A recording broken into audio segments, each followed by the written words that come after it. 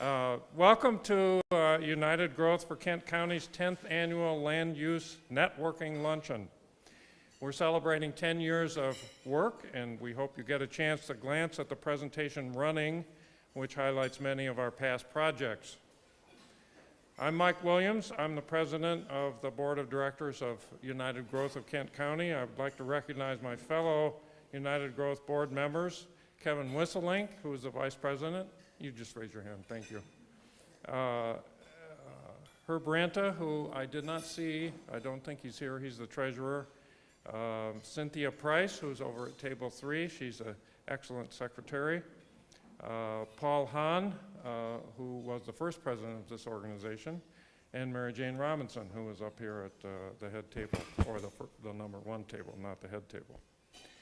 So the purpose of this annual event is to promote information sharing and collaboration among organizations working on land use issues in the Kent County area. We're pleased to have many longtime members here and a few new faces as well. Our lunch, which I hope you're enjoying, features many locally grown foods, and United Growth is committed to support of local farmers and local businesses as often as we can. We hope you will consider doing the same thing. Before we get started with our program, I wanted to take a few minutes to give you a brief overview of United Growth's work over the past year.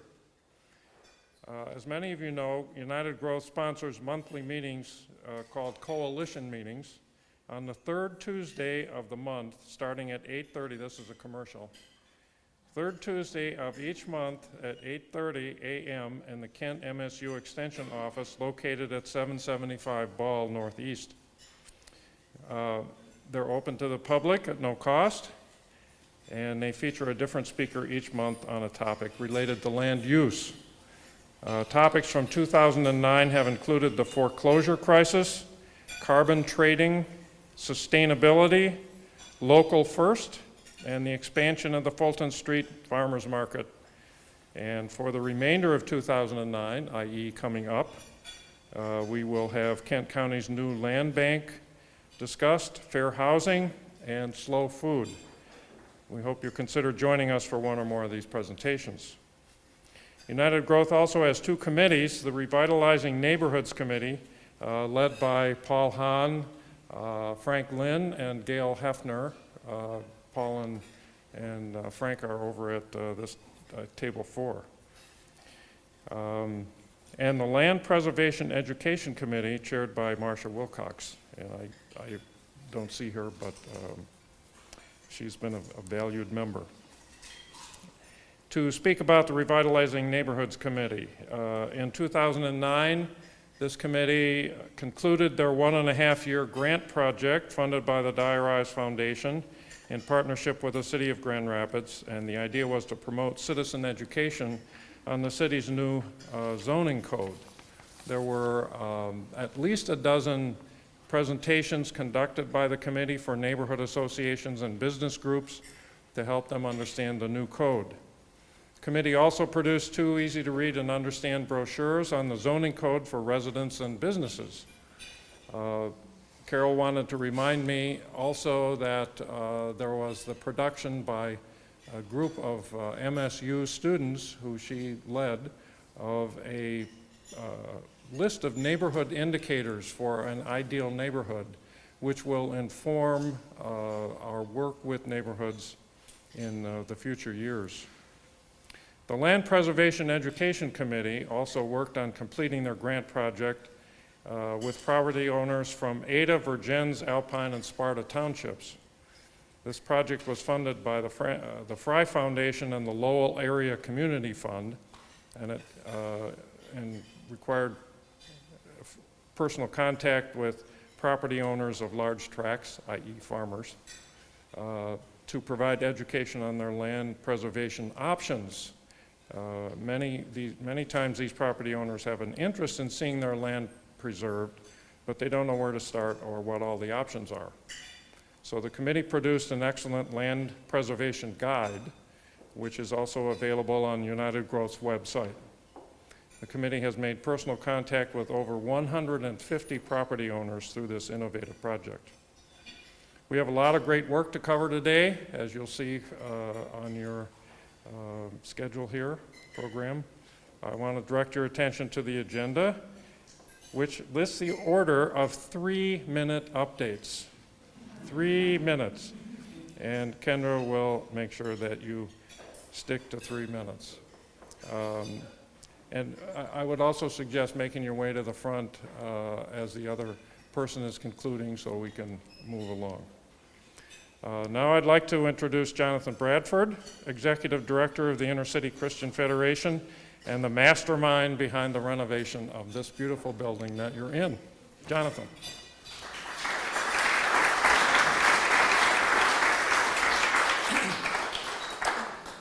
Thank you, Mike, and welcome to ICCF, the former D.A. Blodgett Home for Children. I'm delighted to have you here because this building very much belongs to the people of Kent County. I would like to personally invite you all, if you can manage it, to stay for about 15 minutes after the program because I'd like to give you a tour and tell you a little bit more about the building and what was involved in saving it from the wrecking ball about 3 years ago. But right now, let me give you just a really quick little thumbnail sketch of what happens here at ICCF. We're talking with one another here today. The year 2009 marks the 35th anniversary of ICCF. As such, ICCF is the oldest nonprofit housing developer in the state of Michigan, and we have been engaged with and for the people of the greater Grand Rapids area in producing high-quality housing, affordable housing opportunities, and a broad array of services that equip families to succeed in their housing and then on to broader life responsibilities. We were indeed founded by one particular church. Today we enjoy the support of probably 75 different religious communities in a given year, and hundreds of individuals, businesses, foundations, all have come together behind ICCF's vision that is summarizable in 3 key words, and I want to share them with you. The first is respect, the second is opportunity, and the third is beauty. We are very forward about being a faith-based organization. We don't expect any particular religious performance or participation from the people we serve, but we want people to know that we are doing what we do in response to God's claim on our lives and his desire that we seek justice in our communities. So out of that claim that has been put on us, we translate that with the word respect. So all of the things that we do, whether it's in house design, in program design, in financial arrangements, every single thing that we do in service to over 2,500 families a year has to meet this test of respect. The second is opportunity. One of the most profound, most long-lasting ways to respect the Santiago family, the Jameson family, and the others that we serve is to expect them to pursue opportunity. So we are always about encouraging them to grow.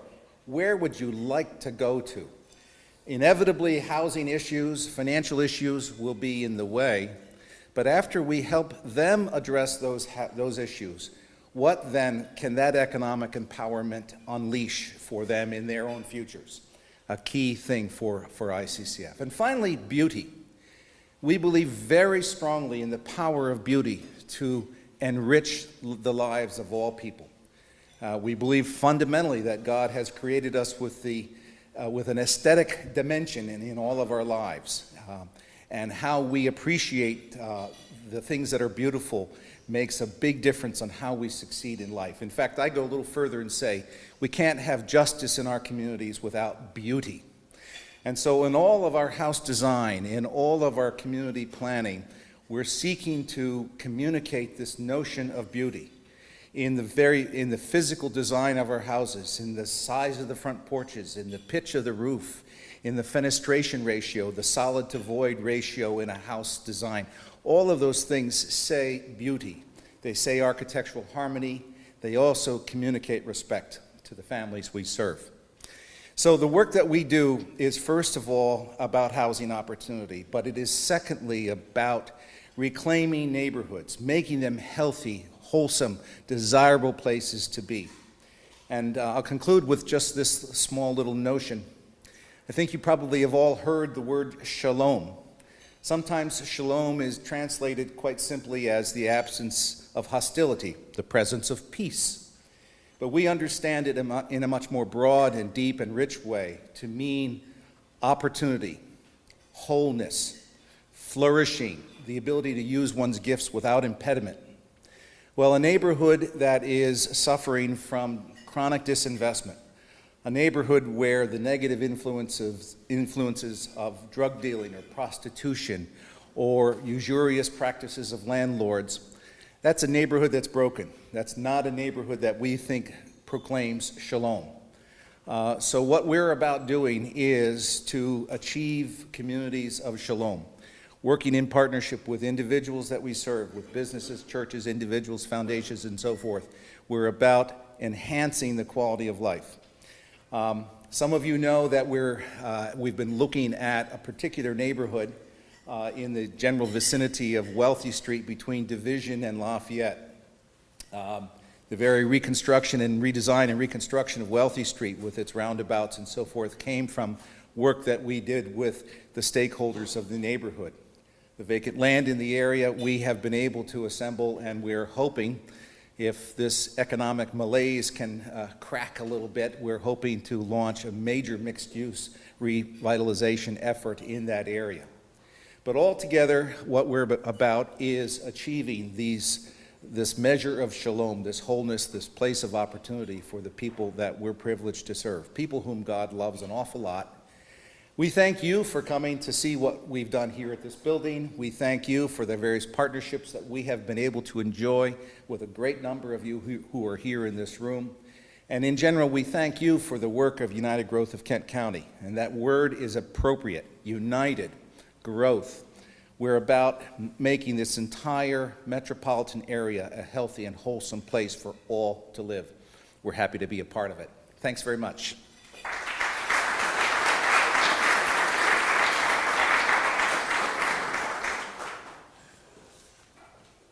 Thank you, Jonathan. Now we're going to begin the first round of 3-minute updates, and Rick Chapla has the honor of going first. I want to ask all the presenters to speak into the microphone.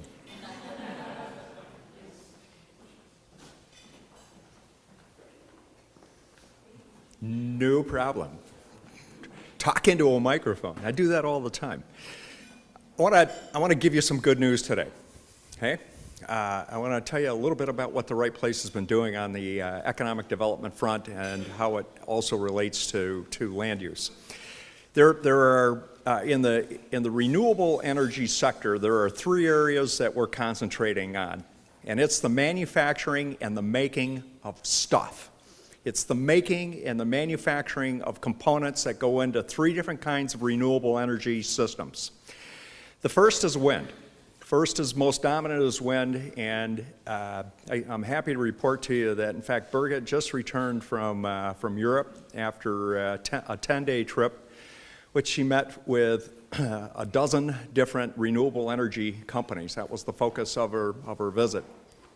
We were successful in landing a return visit of one company in particular that's a wind OEM that's coming back for the 4th time. It represents a big investment. We're pretty darn happy about that, and hopefully before the end of the year we may be able to actually announce something. Second area is solar. That's why I'm wearing my U of M tie. Sorry, y'all. I'm gonna be leaving shortly. I got a meeting on campus in Ann Arbor with a solar company that, again, likewise is looking at West Michigan, wants to make stuff here. We're meeting at the School of Engineering, and we've got, I think this is more than just passing interest, and again, in making solar systems in West Michigan. The third piece is around bio. It's about bioenergy. And we've got representatives here from Zeeland Farm Systems, and we are blessed in the agricultural sector with a lot of entrepreneurialism. And I had the privilege of working with a startup called HTI. And what they're doing is taking turkey waste, turkey poop, gasifying it, and turning it into generating electricity then that can be used to dry food or feedstock, and then is also being sold to the grid. The system is, I witnessed it last week, is up and operating up in Howard City. It's going to take 80,000 pounds of turkey poop a day. That's to start. It's a nice little alternative. And I spent about an hour on the phone today with already some other interests that are looking at us from Italy, believe it or not. In the northern part of Italy is a co-op of 15 different turkey and chicken growers who are looking at this system that we're manufacturing here for use in Italy. So how fun. So who knows where that may end up. I think the last thing I'll talk about real quick is that it's a relationship real quick that I've got with the county, that the Right Place has with the county on helping with the administration of ERA stimulus bonds. There's an allocation that's come to the county to help with economic development. And it's pretty interesting. It provides for some tax-exempt financing, and it's a tough sell right now. Michigan's a tough sell, especially on real estate transactions. So we've got some interest in these bonds, but I'm not real bullish as what I once was. I thought the marketplace would be stronger for them, but we've got another 58 million or so of financing that we can use to help companies grow in West Michigan. Two goals, really, is it's about creation of jobs and it's about investing money in West Michigan. So anyway, that's my update. 3 minutes or less.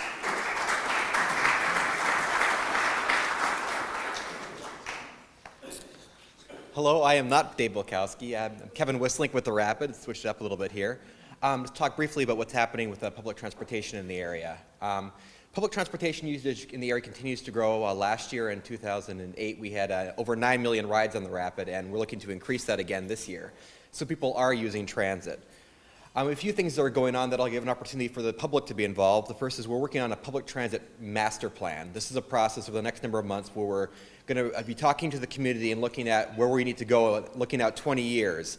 What are the needs of the community? What services do people want to see? And then look at what the resources are to make that happen. So look for a lot more to be coming out about the master planning process and how you can be involved in that. This is in conjunction, there's also a study being by the Grand Valley Metro Council that's looking at the needs in the county outside of the current service area, and I believe Dave Bulkowski will be talking about that later on. We're also looking at the alternative modes that we work with as well. We're launching a campaign to promote ride sharing, which is carpooling and vanpooling and other alternative commutes throughout the region. Tomorrow, if you're interested, 6:30 to 8:30 at the Park and Ride lot out at Beltline and Fulton Street, we're doing a kickoff for this event, having a free coffee and just a chance to learn about the program. And you'll be seeing more information about our ride-sharing programs and a new website, wmrideshare.org, that's linked into the Rapids website as well.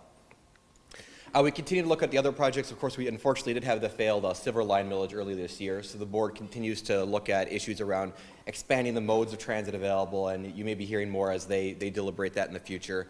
And we also continue to look at the possibility of putting a streetcar system in the downtown Grand Rapids area as well to kind of facilitate economic development in that region as well.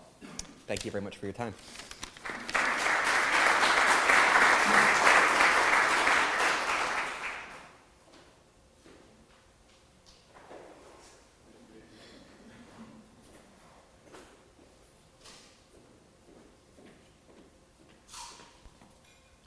Afternoon, everybody. Rich Jalier, School of Public and Nonprofit Administration, College of Community and Public Service at Grand Valley. I'm here today to talk a little bit about Grand Valley's role in a new university consortium called MyHelp, and to push a product, one of our recent products that just was released by MSU Press. I don't know if anyone has heard of MyHelp, Michigan Higher Education Land Policy Consortium.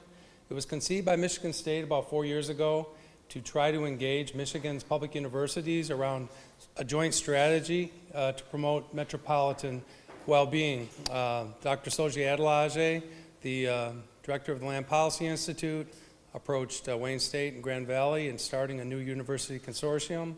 We're now in our 4th year, and we've added University of Michigan as a partner. We've had a number of scholarly products designed both for students and the practitioner community, and you can find those at www.myhelp.org. Some of you maybe received a copy about a year and a half ago of State of Michigan Cities. We no longer have any hard copies, but we do have it on the MyHelp website, which gives a recent breakdown of metropolitan health in Michigan. We feel very excited about the future of working together. Universities traditionally don't cooperate very well. We all have our own little fiefdoms, and so I think this is a major effort, something that many states have already done very effectively, particularly our neighbors in Ohio, where the state universities have long worked together. We know we have a lot of work ahead of us to restore Michigan to health, and we are working hard on searching large projects that we can engage across our university campuses. Right now, we're starting a new project on the built environment, hoping to do a major study for the next 2 or 3 years. But I'm here mostly to talk about a new book that I edited with Gary Sands from Wayne State called Sustaining Michigan, Metropolitan Policies and Strategies. And I think the thing that we're most proud about this book is the degree of cooperation. We have 23 scholars from Michigan, Michigan State, Grand Valley, and Wayne State, about equally divided, addressing the triple bottom line approaches towards metropolitan affairs. We have chapters, which I'll send out, on the economic and fiscal background, tax policies, road spending, workforce and economic development, wastewater management, green infrastructure, brownfield redevelopment, regional cooperation, the housing crisis, Michigan's urban policies, the brain drain issues, and finally a chapter on the triple bottom line approach itself.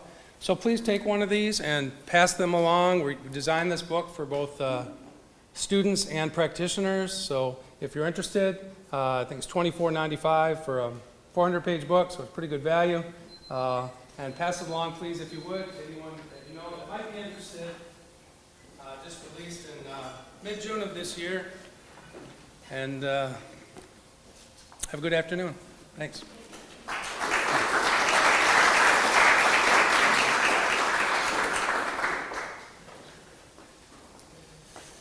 Hi, I'm Pete DeBoer with Land Conservancy of West Michigan. I'll be very quick. I have 3 quick updates of what the Land Conservancy is doing in Kent County. We continue to work on our Rogue River CMI grant through the DEQ, which is protecting land along and on the Rogue River. We're currently working with a family of protecting 200 acres up in Algoma Township. Also working with a family to protect the Giddings Lake Bog. Giddings Lake Bog is actually internationally rare black spruce bog up just west of Sand Lake. So those are 2 exciting projects within the Rogue River. We are also looking at possibly getting a project on the Coldwater River that's down in the southeast part of the county, working with Trout Unlimited down there, not only to protect property, but also in-stream restorations, stream bank and trout habitat restoration. The third thing is our continued restoration of the area. Lamberton Lake Fen, just off of Plainfield Avenue. It is the first prescribed burn that was allowed in the city of Grand Rapids. We worked with the Grand Rapids Fire Department, and we did that burn, prescribed burn on the upland fen that is there to protect some orchids that are there. And if you ever want to tour those orchids, they're wonderful. And check our website in May, early June. We do a quick tour of those. And the last thing is we also continue restoration on our Salt Lake Bog east of town. We're actually having our picnic potluck on September 29th. It's a great area, and actually the last couple years, I don't know who did it. I'm with the organization, and there's some workings in there. Both years I've been out there, they've released sandhill cranes over as we go into the to do our final planting. So if you get out there, I think it's guaranteed that sandhill cranes will fly over and make a call for you. So thank you very much.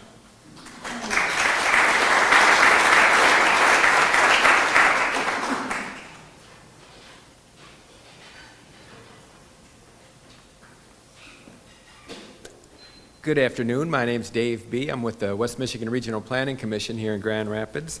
We're one of 14 designated regional planning commissions in the state. We serve communities in the counties of Allegan, Ionia, Kent, Mecosta, Montcalm, Osceola, and Ottawa. And I like to tell people I have 34 bosses, a 34-person commission, and my wife. I use that one all the time. One of the key focuses that the Regional Planning Commission has is helping communities with economic development. And we've been really lucky this year, or we've worked hard too, though. We just received a grant for $4.3 million for the city of Allegan to improve their water system. And also we received a $1.8 million for the city of Greenville to expand their wastewater treatment facilities. We've met with communities in Ottawa County and Coopersville and Holland on 2 projects, and those are moving forward. Also, Reed City and Howard City have both received $1.5 million grants in the past year for improvements to their wastewater. So a lot of wastewater, so not a lot of glamorous things, but it's things that are really important for communities to be able to bring businesses into the area. Some non-economic development projects that we're working on. We also work with the Department of Transportation. We do a lot of corridor studies. We have an M40, M89 down in Allegan, an M66 over in Ionia County, and also a greater Greenville transportation area that includes 3 counties and a couple of different corridors. Also work with Montcalm County on transit. We'll see Dave Bukowski day after tomorrow, or Thursday this week. And also asset management, one of the state's newer programs of trying to do the right fix at the right time for our roads. We're just wrapping up Big Rapids Master Plan. We just did Allegan and Allegan Township's rec plans, or recreation plans. We're working on a joint master plan right now, which there aren't very many of them in Michigan, with Howard City and the surrounding township of Reynolds Township. And working on a couple of other recreation plans, and one, a wind study over in Allegan and Ottawa County that I proposed originally 5 years ago, but I couldn't get any money for it. But last year they said, yeah, the wind's kind of cool now. Can you put that one in again? There's a summary of all of these points back in the window back there, so if you want to learn anything more about these, grab one of those. Also has our contact information, so give us a call. Thanks.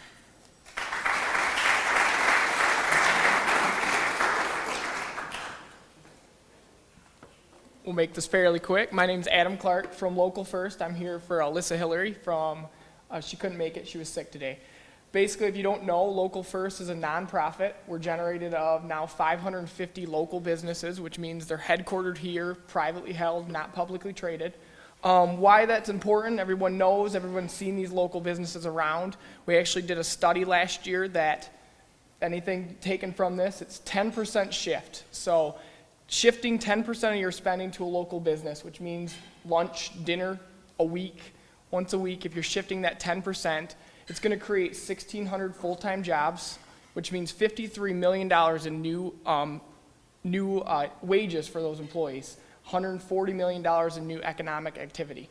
We're getting ready to launch our new 2010 coupon book, so a lot of the businesses that we support are in here, so if you guys are taking a look at that, starting a fundraising program with some of the local schools around the area so they can actually sell this instead of the entertainment book that some of the students already sell. We just got done with our Eat Local Challenge on Thursday, two large events, 30 farms, restaurants, and grocers. We're either at Grand River Grocery for one of the events or Sanchez last Thursday night. So support local businesses.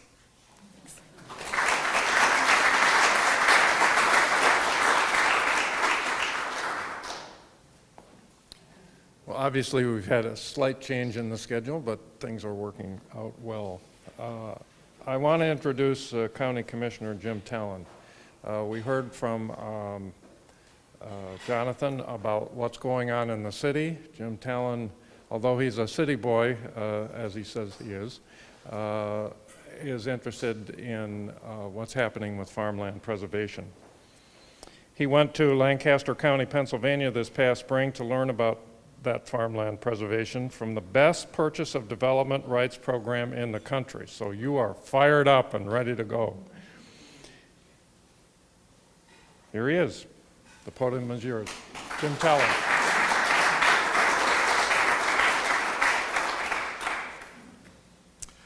Hello, everyone. Thanks for having me. I'm going to check my technology skills here a minute. Oh, it worked. Just move this for a minute. I've been a third grade teacher in a prior life, so I think you can probably hear me okay, is that right? I don't need to adjust these mics, or do I? Is it okay? All right. Thanks for the introduction, Mike. It's great to be here again. I must say, one of these times I'd like to attend a United Growth meeting without being on the hot seat. A year ago, I attended the event at Boulder Creek. Harold, I think maybe you were there, and there were about a dozen of us county commissioners trying to make the case for why we should be elected. Now I'm here in front of you again, and I guess I'm hoping to make a case again for your support, but this time it's not for me. Although I imagine I'm pretty much talking to the choir here. First, a little background. I guess as painful as it is sometimes, I have to admit that I'm a politician. I'm not really sure how I got into this business of politics. I grew up in Highland, Indiana. Jonathan's familiar with that neighborhood.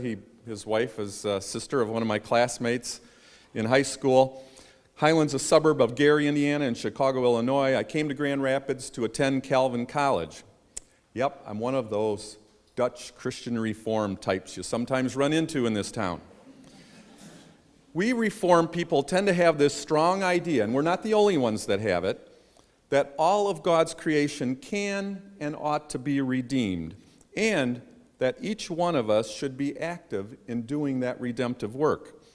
Not only that, but that work of reformation and redemption should take place in every area of life, whether it's work or school or business or recreation or even government. I think that's got a lot to do with why you'll see so many Reformed Christian types involved in government. I like to think this is a young crowd, and some of you might not remember some of these names, but people like Paul Henry, Vern Ehlers, Beth Banstra, Harold Decker, Howard Reenstra, Rick Banstra, Bill Bile, Jerry Koyman, George Hartwell, David LeGrand. I'm sure I missed some. So I figure it's probably that Reformed Calvinist training that at some point got me thinking that maybe I could contribute to helping government do what it ought to be doing in our community. I was a county commissioner for 8 years in the 1990s, from 93 until 2000. I took 8 years off to spend with my family, and then last November was elected to the commission again, and so I'm serving my 9th year as a commissioner in 2009. Over the past 20 years or so, I spent a lot of time going door to door, visiting people at their homes, asking their opinions on issues. I send out a weekly newsletter to almost 600 people, which you can sign up for, by the way, at www.jimtalon.com. Shameless plug. But one of the things that I've learned over the years is that most people, not everybody, but most people really don't have a clue about county government and what it does. In fact, most people are pretty confused about government in general. And I understand that. We've got so many levels of government that it can tend to get very confusing. I'm reminded of a story that's told about our United States representative in Congress, Vern Ehlers. Here's a guy who's experienced government at quite a number of levels. He started his political career as a county commissioner. He became a state representative, then a state senator, and now he's our United States representative. The story's told about the first town meeting he held after his initial election to the United States House. During the question and answer session after his remarks, a voter complained bitterly about the lack of snow removal on her street after a recent snowstorm. Mr. Ehlers responded, "With all due respect, ma'am, this is a local problem. Have you told the mayor about your concern?" To which the woman replied, "Oh, I didn't want to go that high up." I said that was a story, not necessarily a true story, right? Okay, I should go on with what I came to talk about, which is farmland preservation. It might seem a bit odd coming from me, as Mike suggested, a guy who spent very little time in or around farms and who represents the most urban area of Kent County. The district I represent is downtown Grand Rapids and some of the downtown neighborhoods to the east of downtown. Belknap, Heritage Hill, where I've lived for 33 years, Midtown, East Hills, Baxter, Easttown. In fact, we're in my district right now, so welcome. But I hope as we go along, my interest in farmland preservation will start to make as much sense to you as it does to me. Farmland preservation is a hot issue in Kent County. Last fall, 2 county commission candidates from rural areas ran their campaigns mostly on the issue of farmland preservation, and both of them beat incumbent giants. Tom Antor from the Sparta area beat Fritz Wallfield in a primary. Fritz had been on the commission for 100 years, I think. And in Gaines, Caledonia, my colleague Bill Hirsch beat Dave Morin, who had been a previous county commission chairman. They both beat them in their primary races. Many of you probably know more about farmland preservation than I do, but let me try to summarize the issue for the rest of us if I can. Over the past 40 years, Kent County's lost over a third of its productive farmland to development. Over a third. It's usually being developed for residential housing, and typically, a farmer can sell their land to a developer for a significantly higher price than they can get if they sell it to another farmer. So farmers will often sell their land for development and use the proceeds to retire. To preserve farmland, a number of states are using a tool called Purchase of Development Rights, or PDR. And in the PDR program, farmland owners are paid a lump sum amount equal to the difference between the value of the land for development and the value of the land for farmland. That difference is often around $2,000 to $2,500 per acre. So a farmer with a 100-acre farm would be paid $200,000 to $250,000 to preserve it. And in return, it becomes part of the deed to the property, called an easement, that it can never be developed. It must always remain open space. Our state has a PDR program. That made it possible for Kent County to implement its own PDR program in 2002. You saw some information about it up there that I'm going to highlight here also. Some commissioners back in 2002 supported that concept only because they understood that county tax dollars would not be used to fund it. So, we've gone 7 years without county funding. We had a goal initially of preserving 25,000 acres of farmland, and to date, if you saw it on the slide, we've preserved 926 acres. And we did that using foundation grants and donations. At that rate, 926 acres in 7 years. Does anybody have an idea how long it's going to take to preserve 25,000 acres? 24 years. I wish. 188 years to preserve our goal of 25,000.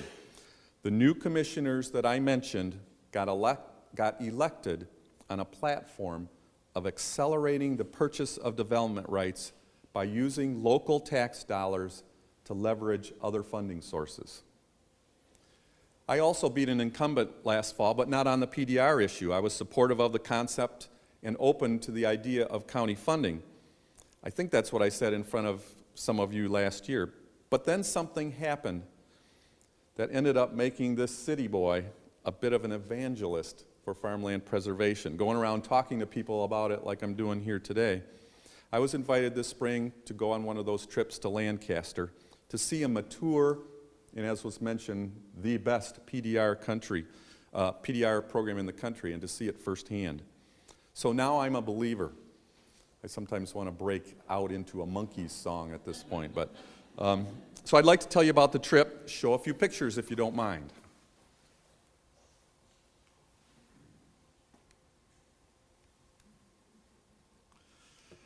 Test my technology skills here again.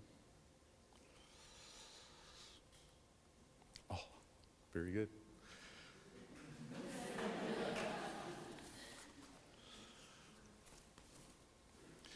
We took the trip in April of this year, and these are the participants. And in fact, two of them are here. Jennifer Christian is here from Caledonia. She's the clerk there. and Bill Hirsch is here. I don't think anybody else showed up that was on that trip. I just want to point out one of the how would you say it? The things that helped make the trip fun was that last person, Chris McCarris from Michigan Now Radio, who you'll see a picture of later, recorded this whole thing. And if you'd like to hear what he put on public radio, oh boy, here's another plug for my website. The 2 sections of his radio address you can listen to on my website. So we did a 2-night, 2.5-day trip. These are the highlights of what we did, not that important as I'll be covering them as we go along. We were on this tiny plane, really was a jet, carried 6 of us and flew over 500 miles an hour. It was very tiny. There you can see Jennifer, who's here today. Your hair was longer. This was a picture from the plane, and I'm going to embarrass Bill because this is the kind of view of farmland that turns him into a babbler. Isn't this just amazing? Can you believe it? I want to live here so bad. No, Bill, you can't move there. We need you here in Kent County. Beautiful sights coming in. And we landed on the ground, and I put this picture in because there's really, in my mind, something wrong with this picture. Can anybody guess what it is? This is where we landed. Usually when you land, you see the runway out the window of the plane. There was a runway here, but it was about 6 feet wide. It was a piece of blacktop out in the middle of a field. The plane taxied, and it was like we were on a bus. We got out onto the ground, then we had to push the plane over into the corner of this piece of blacktop to store it there for a couple days. We had to push the plane. It was the jet, excuse me. And then all we had to do was walk across the street to the Dwight Hess farm, the first farm that I got to see there. Being the city boy that I am, and seeing this, the first thing I had to comment to my friend Bill Hirsch was that I'd never seen so many cows in my life. And of course, he had to inform me that these weren't cows, they're steers. My first lesson on farming. Thanks, Bill. And here's a typical scene. Farmer Hess there, and a microphone in his face from Chris McCarris. And he got a lot of good things to hear from the farmers. This is one of 2 pictures I'd like to especially focus on, because this is kind of the crux of it. This is looking over those steers across a piece of farmland to a development. This is what's happening there in Lancaster. This is the way it's always going to be because this is a preserved farm. Those houses back right up against the farm, and that farm is always going to be there. There will not be any more development on that farm. Here's another closer view of that development. Next, we went to the Gene Garber farm. Gene grew up in Lancaster County. He left for a while to play professional baseball, and he came back to farm. He's the chair of the Ag Board there right now, and he loves to tell stories. He loves to tell stories about farms and farmland preservation, and he loves to tell stories about baseball. It was a windy, cold afternoon when we were there. We stood outside for a while, listened to his stories. Fascinating guy. We went inside his barn, heard some more stories, including Tom Antor, Commissioner Antor, got him to tell the story. That's the answer to a baseball trivia question. Anybody know the trivia question? Some of you have heard this before. What pitcher struck out Pete Rose to end his 44-game hitting streak, which was the second longest in the major leagues? It was Gene Garber. So he has that claim to fame as well. Very interesting guy. And he, of course, signed a few autographs for us. This is still, we got there, this is getting to be near dark. We went to the Luke Brubaker farm, our 3rd farm that afternoon, following the flight from Grand Rapids. This is called the Spring House. This is an incredibly old historic farm and on a beautiful property. This is looking past the Spring House. Just an amazing preserved farm. We took a ride on a wagon. This is the actual farmhouse. The Spring House is behind it. And saw Mr. Brubaker's dairy. And this is another one of those pictures that I'd like you to especially notice. These were the cows this time, with the farm, field, and then the development behind it. And again, the development comes no further to the farm. That farm is forever preserved. This is Brubaker's dairy operation, and it's an unusual one. It's a very large farm. He has a, Bill, do you remember how many head of cows he had? It was thousands. Very large dairy operation. But one of the interesting things, partly with the help of the preservation funds, but also with a lot of federal dollars and grants, Luke Brubaker takes the manure from the cows and puts it into a methane gas. It's a thing called a digester, and it separates the hard material from the liquids, and the liquids then get stored in this pond like this, and eventually get sprayed for fertilizer on his fields.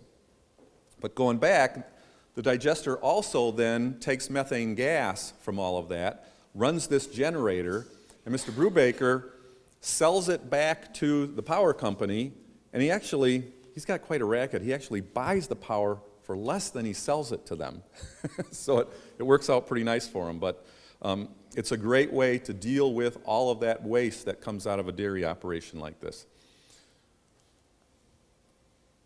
The solid waste, actually, there's a lot of fiber in cow manure, and it ends up coming out and getting dried and then gets sometimes reused in feed or used for bedding, and he sells a lot of it to other farmers.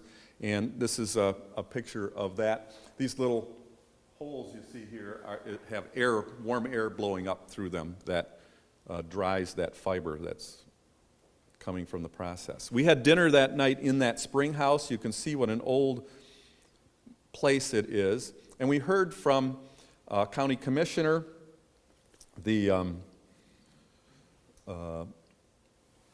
of the gentlemen here is really considered the guru of farmland preservation in Lancaster. And then a gentleman from the Pennsylvania Department of Agriculture were all there and spoke to us. It was very educational. A long night. I think we got home back to our hotel about 11 or 11:30. And then had to be up the next morning for, I think it was a 6:30 a.m. agricultural board meeting. It was an interesting thing. The farmers wanted to meet at 5, and the non-farmers wanted to meet at 8, so they split the difference and met at 6:30 in the morning, which was pretty early for us. I got in at 11. But it was my first ag board meeting, and I'm glad to have been to a few now in Kent County. The Lancaster County Preservation Program, PDR program, started in 1980. In 5 years, they only preserved 4 farms, so we're doing okay compared to what they did there. They started their county funding in 1985. They have preserved 1,000 farms so far, 80,000 acres, and their current funding when we were there from the county was $8.6 million. Yeah, 6.8, sorry. We met with the Lancaster Farmland Trust. This is an interesting organization because there are a lot of Amish and Mennonite farmers in Lancaster County.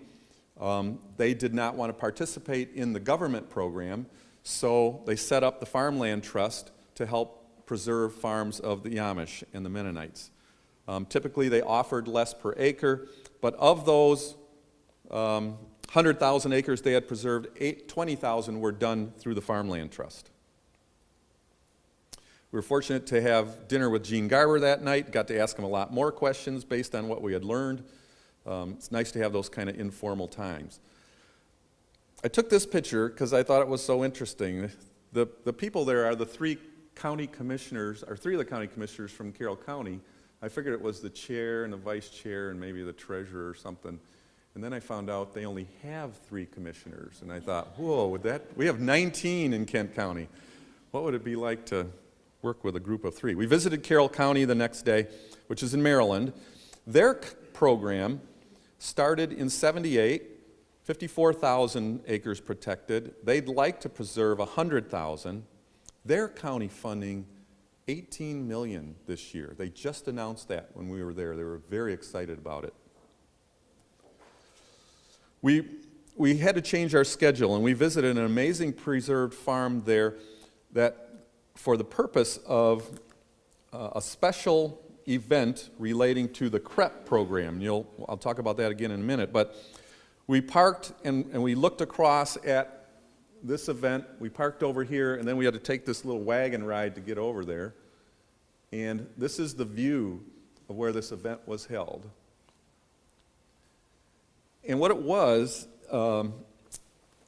they are part of the Chesapeake Bay watershed, and they're trying to stop some of the source pollution that's going into Chesapeake Bay and creating a lot of problems there. So they're working with the farmers, and if you look at all those stakes along there, those are really small trees. And those small trees, as I understand it, keep the animals away from the creek that those trees surround. And so you get less of the pollution from the manure going into that creek and eventually into the Chesapeake Bay water, the Chesapeake Bay. And this agreement, see, who are the people there? It was the Maryland governor, United States Secretary of Agriculture, were signing this agreement relating to the CREP work that was happening there. So it was quite an honor to be there. And you saw this picture up on the slides there. We got the ceremonial picture taken with all the dignitaries. And just one more picture of the incredible farmland in the area, just everywhere you went on this trip. And then homeward bound. So, a lot of things went through my head about this, and some things in particular that I'd like to share with you. One of the things I learned, probably one of the biggest things I learned, was this: that land that's being used for agriculture really shouldn't be thought of as something that we can do better with, but it should be considered fully developed land. It's not some pre-development holding area that's just waiting to be developed. It's its highest use to be farmed. That was a big mindset change for me, and I think is for a lot of people. Second thing I learned is that agriculture really is an important economic engine. I think, I haven't seen numbers lately, but the numbers that I've been using is that in Michigan, the auto industry is good for about $80 billion in our economy, and agriculture a couple years ago was $60 billion. Well, you know what's happened to the automobile industry, and agriculture has been increasing. There's a good chance agriculture's right up there as the top economic driver in our state. And, you know, I didn't think about these things all the time. Farm machinery, soil products, product distribution, and distribution centers are all part of that economic engine related to agriculture. Third thing is that there can be incredibly significant benefits to designating certain areas for development and concentrating the development around existing infrastructure, whether it's schools, fire, water, sewer, those kinds of things. We've got them already. Let's do our development there. That can have some huge benefits. In Pennsylvania, they had what they called urban growth areas and village growth areas, which was where they intended for their development to happen. And the other thing that I became aware of, and this is still kind of controversial, is that where you have low-density residential development, it typically costs more to provide government services to those developments than the government gets back in tax collections. I've always thought we got to develop because it increases the mass of revenue that we all get to share. There's a lot of studies that indicate that's not true, and that farms typically give back more in tax revenue than they take in services. And I guess that makes sense if you think about a farm maybe having one or two families on it that use fire or schools or those kinds of things. And then one of the things I encountered was wondering in my mind, $18 million, how do you come up? I couldn't imagine Kent County ever coming up with $18 million in our budget for farmland preservation. How do you do that? And they said to me, we borrow it.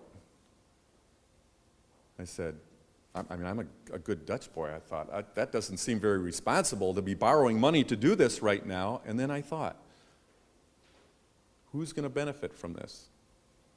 It probably isn't so much me, but it's going to be my children and my children's children that are really going to benefit in this community from preserving these farms. And then all of a sudden, it made some sense to me that maybe it is okay to bond or to borrow money to preserve farms now that are going to make a difference in the future. So, farmland preservation, can we find a way? Here's what's happening in Kent County right now.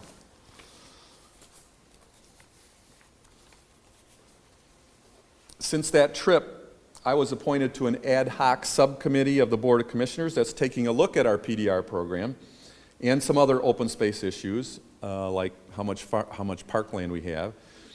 And a month or so ago, we agreed on an interim report that recommended that the county provide $1 million in funding for the PDR program over the next 3 years.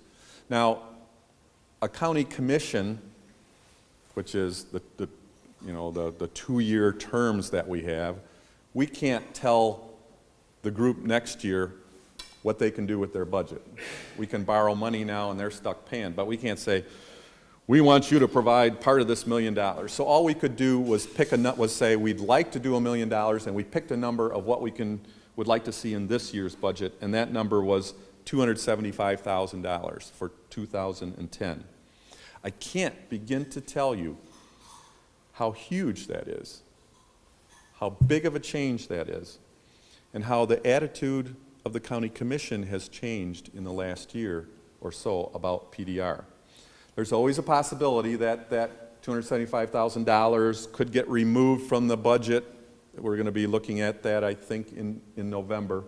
But I am totally convinced that we have enough votes on the county commission to keep that $275,000 in the budget for the PDR program for next year. That's very encouraging, and that's that good news is significantly what I'd like to tell you today. You've read it in the papers, but it looks like it's going to happen. That's all I have to say. I feel honored and privileged to have been able to go on that trip, and would love to entertain questions if that's appropriate, to take a couple. Is that okay? You all probably know more about this than I do, but some maybe not. Yes, Rich? Do you have opposition lined up already against funding or special interests that are lobbying against it? The biggest special interest that I'm aware of are developers, and there are some commissioners that have had conversations with developers, and our experience is once people understand what this really is, they're supportive.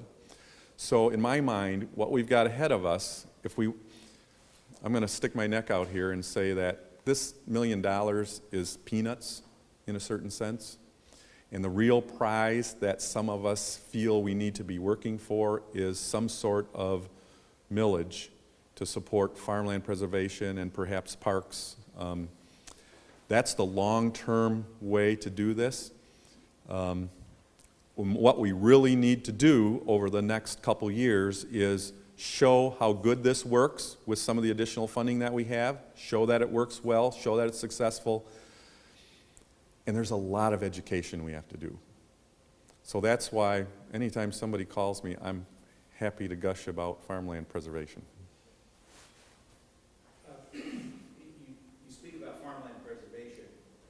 All of us have a strong sense for and appreciation of the relationship of farmland preservation with stemming urban sprawl and all of the attendant issues that go with that, such as the infrastructure that has to be built and paid for and so forth.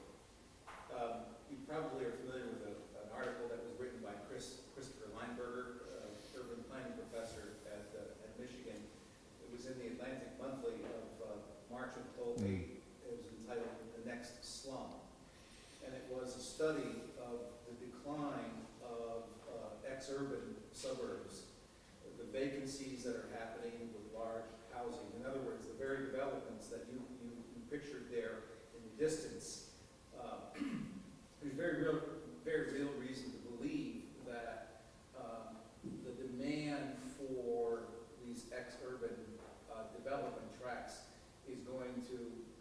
at least remain constant, if not decline. To what extent do farmland preservation programs seize that and try to use that probability as a strategy?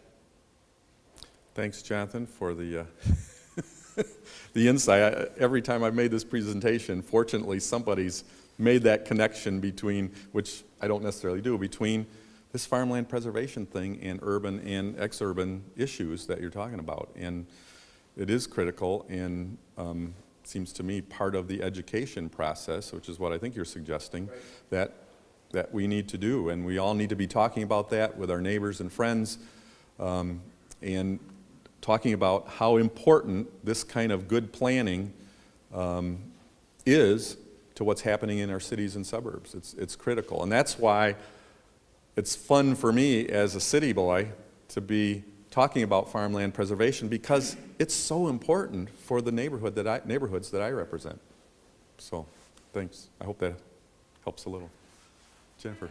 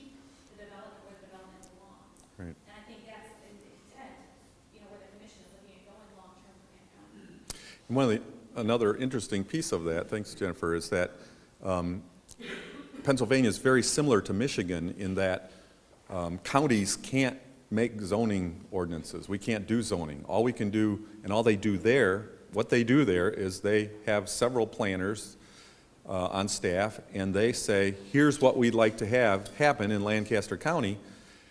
And then they go to the townships and say, if you change your ordinances to reflect our countywide plan, then you will be eligible for PDR funding. They give them that carrot to adopt that zoning in their local community, and Michigan works the same way. And that they've had, the numbers I remember were 80% success with getting their townships and villages and cities to adopt the countywide zoning plan for their municipality. We're looking on this ad hoc committee at how perhaps we could do something like that in Kent County. But that's kind of the next step. We needed to get some funding in for next year, and we hope to continue working on that.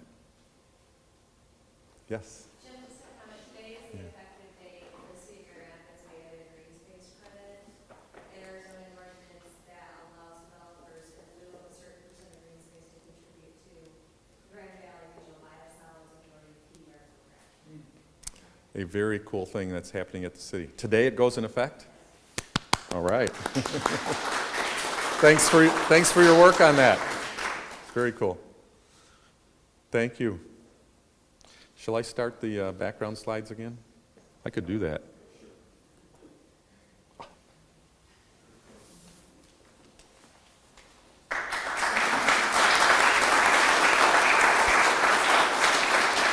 Commissioner Jim Talon, thank you for all your efforts to promote positive land use.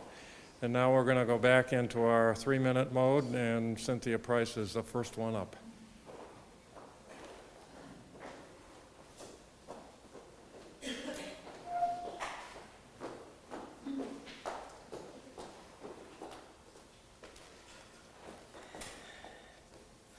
Well, that's kind of a tough act to follow, and I think, is it Jennifer? I think, kind of summed up what we've been about at United Growth for Kent County over all these years, so thank you very much, Commissioner Taylor. I am Cynthia Price, and I'm the chair of the Greater Grand Rapids Food Systems Council.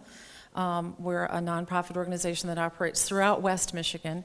Actually, the person who's going to follow me speaking, West Michigan Strategic Alliance, we have just about the same service area as the Strategic Alliance. And our mission is restoring connections to food, place, and community.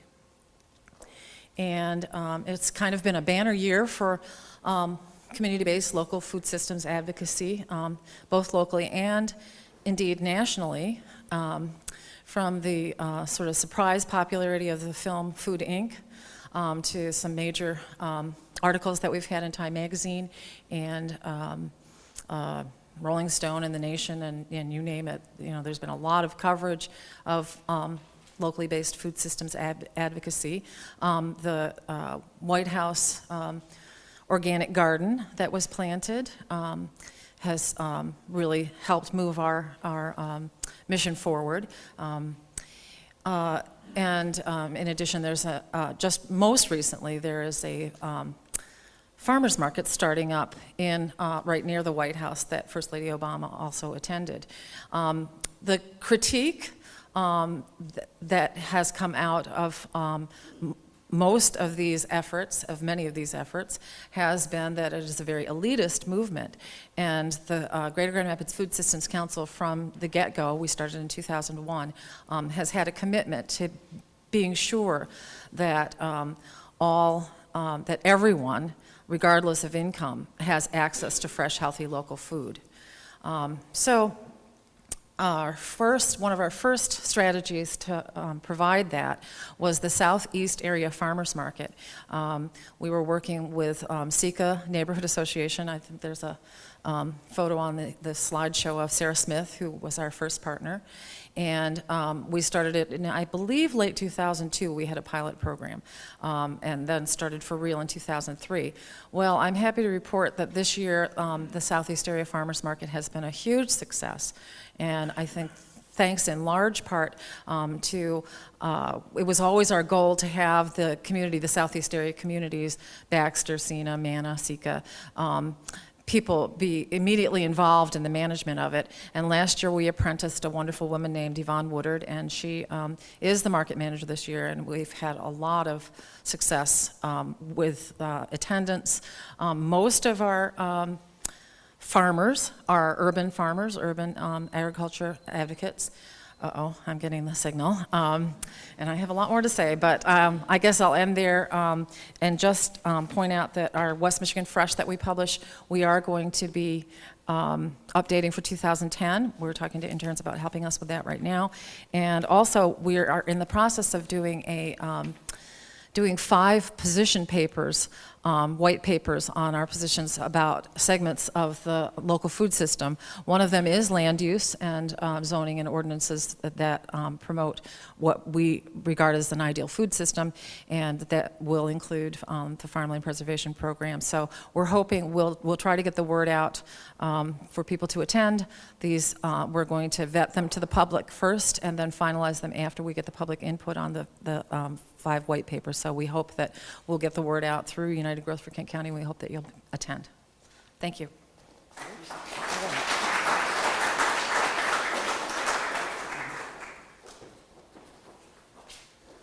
Well, my name's Ken Freestone. I work with the West Michigan Strategic Alliance, and I'm the project manager for the Green Infrastructure Initiative.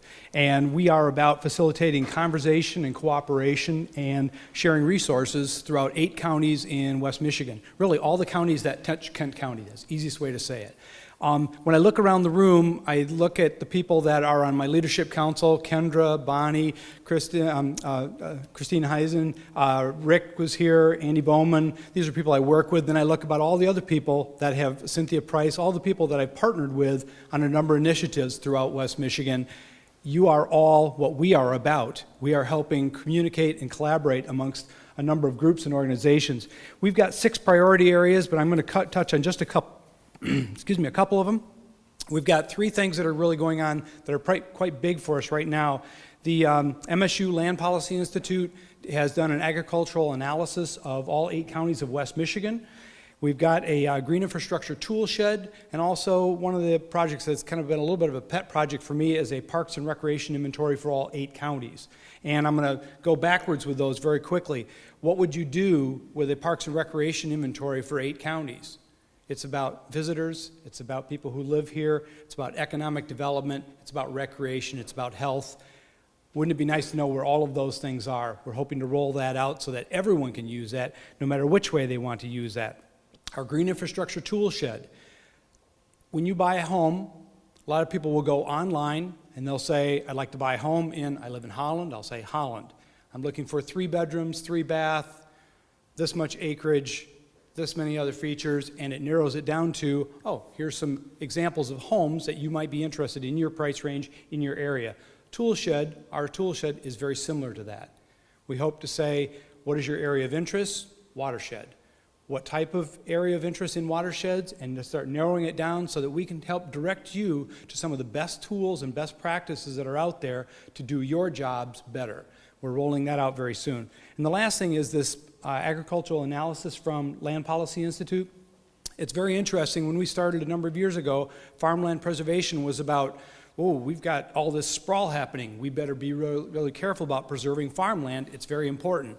Well, I'm taking a little different approach. I think we're still going to get to farmland preservation, but this analysis has shown us that agriculture is our #1 industry in the state of Michigan. It's estimated to be $74 billion this year. Auto was $83 billion last year. Ag is $74 billion this year. We represent in West Michigan 28% of the state's output.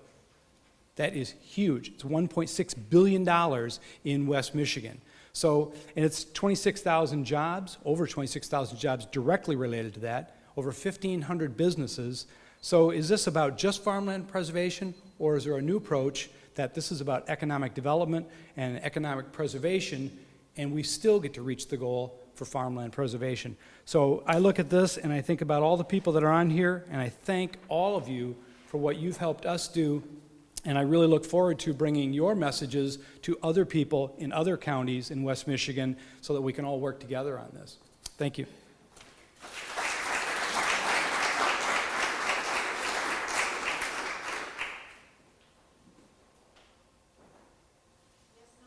Mark Lewis?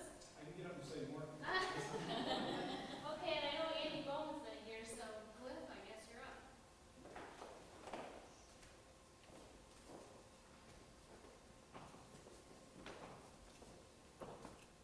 My name is Cliff Mewson from Zealand Farm Services. Greetings from Ottawa County. And I'd like to bring you some good news today. We had the first meeting of the Ottawa County Preservation Board.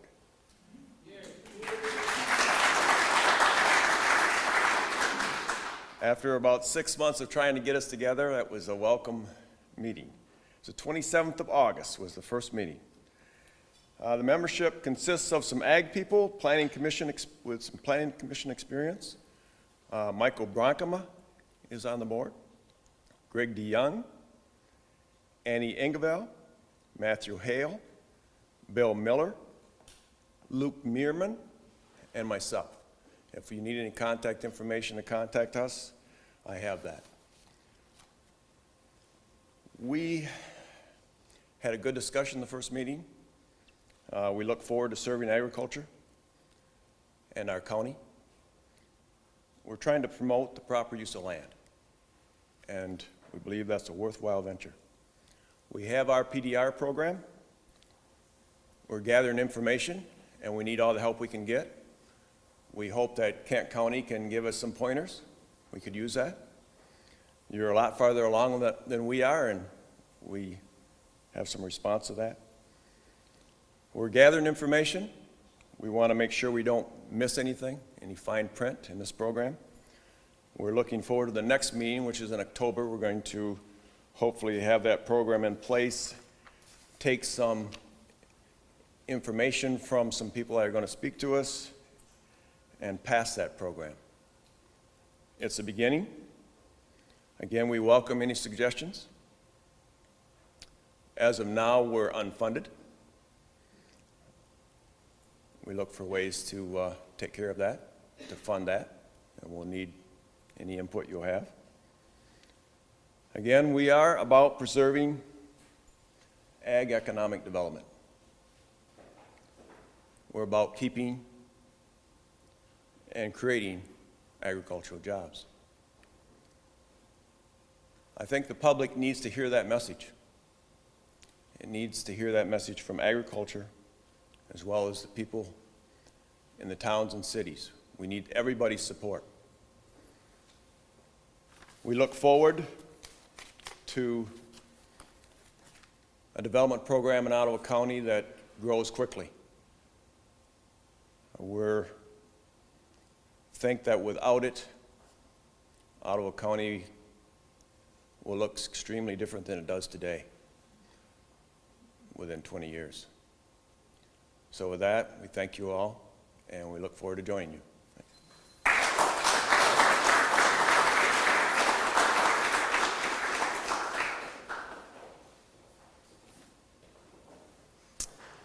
Again, as Kevin mentioned earlier, we switched places because I didn't want to steal any of his thunder about what the Rapid's up to. I'm Dave Bulkowski with Disability Advocates and other ne'er-do-well organizations. And I usually spend this time to get in a few hundred words as quickly as possible. And today, it's about slowing down, thinking, talking, dreaming, scheming. So slow down, you know? And what can you think about? The Rapid Long Range Plan. Plenty of opportunities to tell the Rapid Board what you want to see happen. What else can you think about? The Metro Council is going to roll out a study for countywide needs analysis for public transportation with some recommendations about how to meet those needs. So slow down. Think about how transit could help Kent County all the way out to Sand Lake, Caledonia, even Bound Township of all places.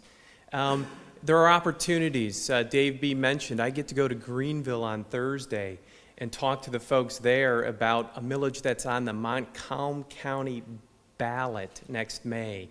They're going to hopefully fund a countywide public transportation system. One of my co-workers, Casey Duttmer, is going to be in Newaygo County on Thursday at the same time talking about a countywide system in Newaygo County. Wouldn't that be cool to have in Kent County? You know, there'll be plenty of times to get excited. You know, any hour the state government will release its budget, and we'll all be excited about the cuts in there and about ways we can generate revenue for transportation services to grow the infrastructure that we need to have a vibrant rural and urban community in Michigan. And last but not least, we're hooking up with one of those reformed public servants, Vern Ehlers, to have another town hall meeting, the federal reauthorization.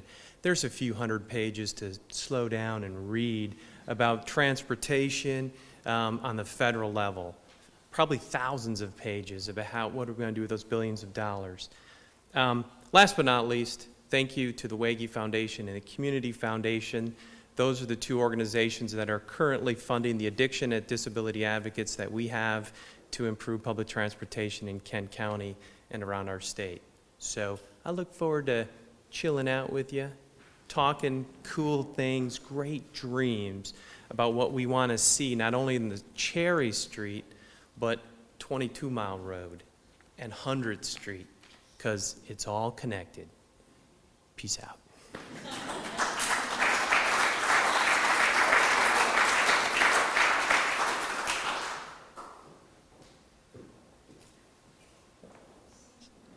Sorry, Dave, you didn't get the last word. I know you like that a lot, normally. I'm Tom Tilma. I'm the new township manager in Gaines Charter Township. I'm standing in for Brian Tingley, the township planning director, who wasn't able to be here at the last minute today. But I've been there 5 months, and I've learned quite a bit about Gaines Township and the role of township government in all of these issues. And I have a correction for you, Jim. You referred to Gaines as a rural area. Well, we are the 5th largest community in the county. We have over 24,000 people. We just passed up Walker last year. So we like to say that we're suburban, rural, urban, all mixed together. So Anyway, we've been a member of United Growth for several years. Our township supervisor, Don Hilton, is on the Ag Preservation Board, which oversees the PDR program for Kent County. And another township resident, Gabe Hudson, is on that board. Gabe, thank you. We also have another township board member who went on the farmland tour with you, Eric Fouch, a Gaines Township trustee that went on that tour. So the issue of PDR is alive and well in Gaines Township, and we were pleased to have Kendra come this past summer to do a presentation on PDR to a joint meeting of the Township Board and the Planning Commission, and that was well received. I want to mention two smart growth initiatives of Gaines Township. One is that our planning staff participated in the charrette planning process associated with the Silver Line, BRT idea. So the idea of a neo-traditional development at 54th Street and South Division, a transit-oriented development that would support the Silver Line, that was something that was discussed in a lot of detail leading up to the Silver Line vote, and we participated in that. We were disappointed that that was voted down, but we're optimistic about that in the future. We were already looking at some ideas for 60th Street and South Division as well, and even longer term thinking about the idea of transit-oriented development at 68th Street and South Division and even 76th Street and South Division. The other smart growth initiative is our Dutton Area Master Plan that was adopted by the Township Board in December of '08, and we have a nice traditional neighborhood concept for Dutton. Dutton is an old railroad stop community at the corner of 68th Street and Hannah Lake Avenue, just south of Kentwood. We are looking at something here right out of a new urbanist textbook, a very concentrated development, walkable with a great lawn, mixed use, and all of that good stuff. So that's something we're very excited about, and we're hoping that that could accommodate as many as 5,000 in population over time. So that's something that we're very proud of. That's all I have.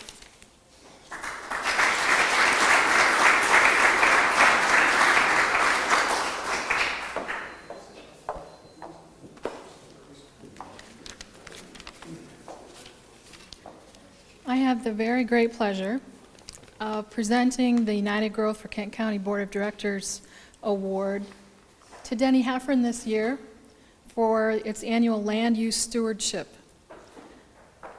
We're pleased to present this to Denny for many reasons. Denny's a man of many talents.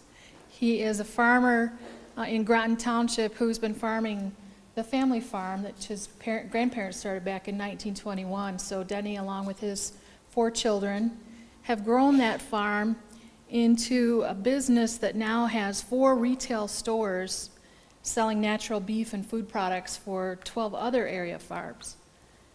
Denny also serves as a public official, Groton Township. He's been on the Planning Commission for 13 years, and he's been a trustee for the township for the past 9 years. As a result of some of Denny's leadership, Groton Township, their zoning and ordinance are some of the most innovative and effective in the state for protecting farmland. We honored Denny today for his volunteer efforts as chair of the Kent County Ag Preservation Board and founding member of the Friends of Kent County Farmland and Open Space Preservation Political Action Committee. You heard a little bit about the result of the elections this past year that turned over in a very landmark event the mindset of our Kent County Commission. And that was due in large part to this PAC that worked very hard to see some of that vision come to life. Denny's vision for Kent County includes thriving farms and businesses, vibrant and healthy cities, not only today but far into the future. He's contributed countless hours to this vision, meeting with neighbors, attending Kent County board meetings, and talking about land use and farmland preservation with numerous groups. I don't know if you've attended any of those 4:30 in the morning meetings, but I've been with Denny at some of the 8 p.m. meetings, so he's probably had some longer days than we know of. Friends of Kent County Farmland and Open Space PAC was born out of an informal discussion during coffee after that November 2002 public hearing. And as that group reviewed the heated political debate, Denny recalled someone saying, we've got to get political. And that PAC was formed, and as many of you know, as we said, it did play a key role in the election this year. For the first time, many of those commissioners are now taking an active role in the way planning and zoning decisions are made, and in ways that we can support wise land use. So Denny, on behalf of the United Growth for Kent County, we'd like you to come up and accept this award. We appreciate everything you've done for us. Thank you. Thank you so much.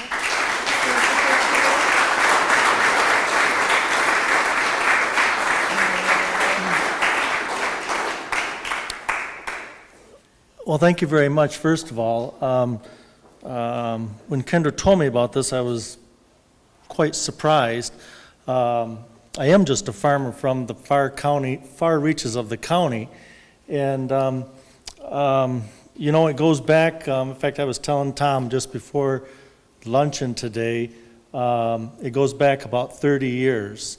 30 years ago, I moved into my grandparents' home on the farm.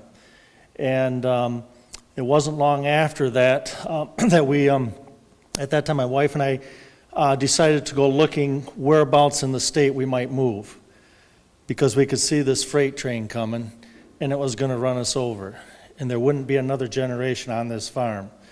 And about 5 years later, we got involved a little bit with American Farmland Trust. We took a couple trips out east and saw that there was hope for here. And we had all the pieces of the puzzle here. We just got to put them together. And that's what spurred us on to get involved in. There is great opportunity for agriculture here, but we won't have great agriculture until we have a great cities and everything else. And you know, as I drive around and I see what's happening, even coming in today, the streets tore up over here. There's a lot happening here. And I get around the state a little bit, and one thing that I find interesting, everybody's watching us. From the east side of the state to the southern part of the state, they're all watching us and talking about us. We are a role model for the rest of the state.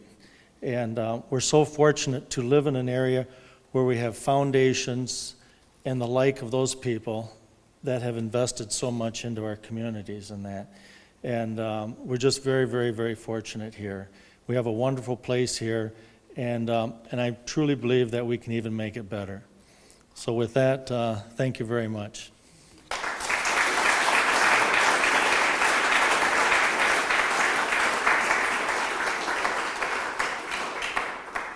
As we wrap up the morning, I just want to mention a few things. Thank you for your participation, and mention too that all except $16 of your registration fee today is tax deductible because of United Growth's 501(c) status. Again, we want to encourage all of you who are not yet members to consider becoming members. Annual membership dues start at $25 for individuals and $100 for groups. There are membership forms included in your packets, or see one of us at the back if you don't have one. Topics coming up in the next 3 months at some of our coalition meetings will be Kent County's new land bank, fair housing, and slow food. Finally, I'd like to extend an invitation to you to stick around and take a little 10-15 minute tour with Dave, with Jonathan Bradford. He'll meet those people interested in the back of the room for that. Thank you all very much. Have a great day.